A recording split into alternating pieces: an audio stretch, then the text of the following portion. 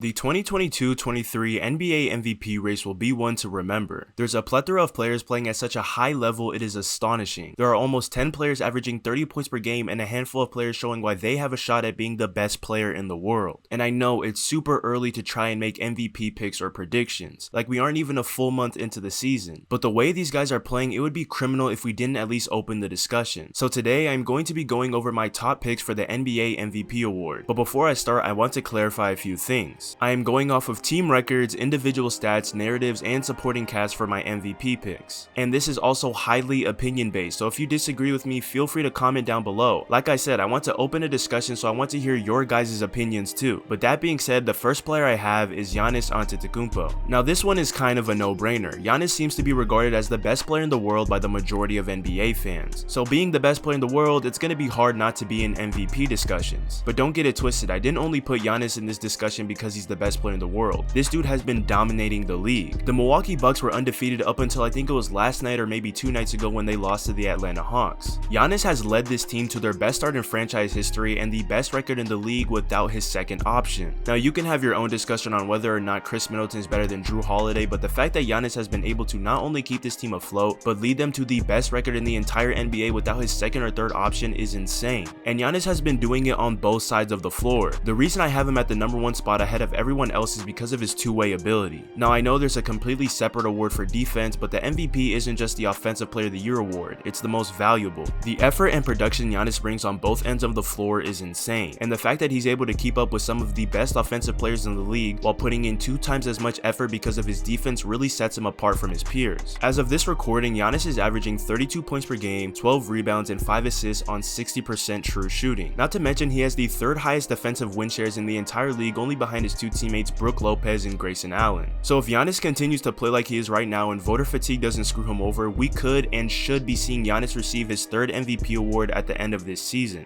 But moving on to my number 2, I have Luka Doncic. Now just like my first pick, if you didn't see this one coming, your name must be Matt Murdock. Luka has been putting on a clinic this year and it has been very fun to watch. He is quite literally playing like his 2K counterpart. And if you don't know what I mean by that, basically in NBA 2K23 when you do any simulation, Luka averages outrageous numbers and wins MVP like every single year. Everyone thought Ronnie 2K was riding, but it turns out this dude is just a prophet. Luka is currently averaging 36 points per game, 8 rebounds, and 8 assists on 63% true shooting. This man Luka is just shy of averaging a triple-double while leading the entire NBA in points per game. That is absurd. Luka's performing so well, his stats are only comparable to that of Wilt Chamberlain. Yeah, the fictional character in the NBA lore. He just passed Wilt Chamberlain for the 2nd most 30-point games to begin a season, with #1 also being Wilt Chamberlain. Bro, there is no way this dude is real. Are we being for real?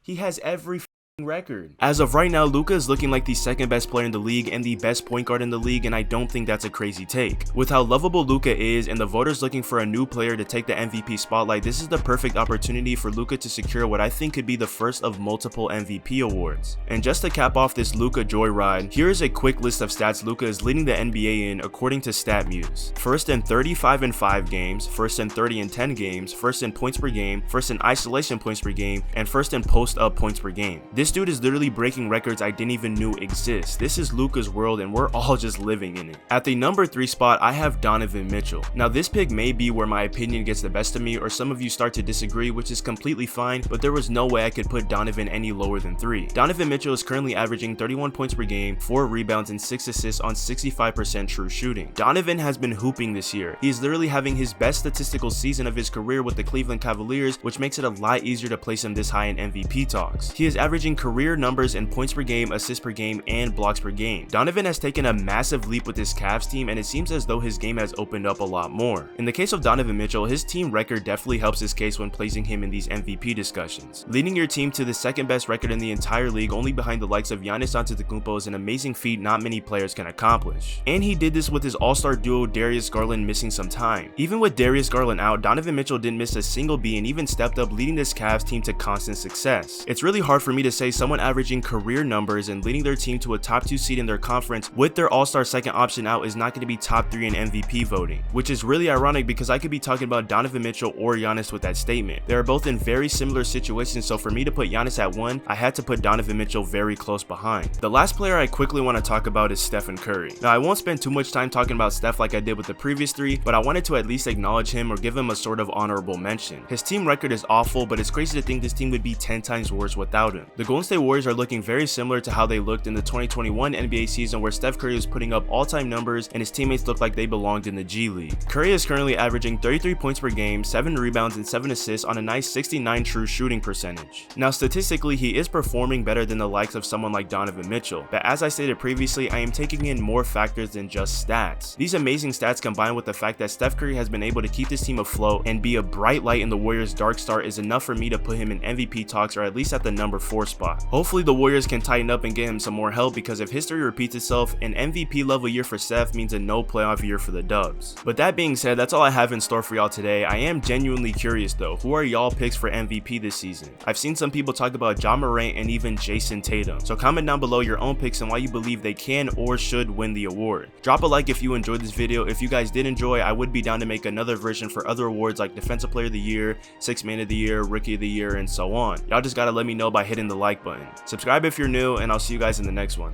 Peace.